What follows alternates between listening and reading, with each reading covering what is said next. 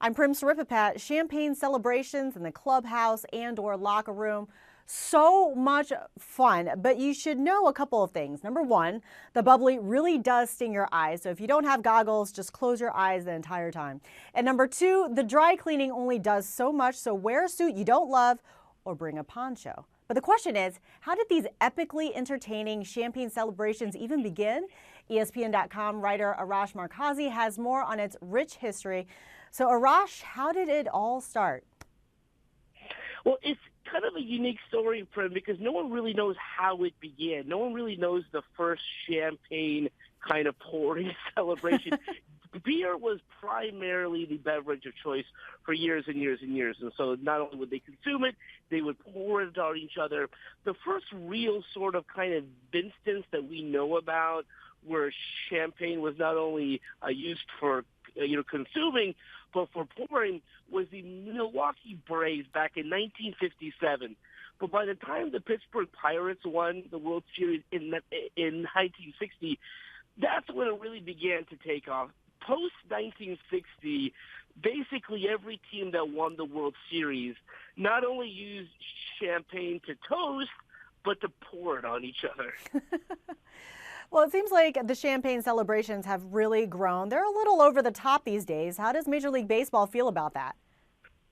Well, that's what the league is trying to figure out right now, because prior to the postseason, the league reminded all teams they have rules in place for things like this. You're only supposed to buy 2 bottles of champagne per player. You're not supposed to take it out onto the field. You're not supposed to spray, people in the crowd with it. We've seen that has not been the case. More than 2 bottles per player have been purchased. They're taking it out on the field. They're spraying fans. So really the league is trying to figure out what the punishment will be for these teams. They have contacted these teams during the course of this postseason, trying to warn them, hey, listen, have fun in the clubhouse. Don't take it out on the field. But if this continues, that's something that the league will have to handle, I think. Arash, do you have any stories? Have you experienced the bubbly in the clubhouse or the locker room?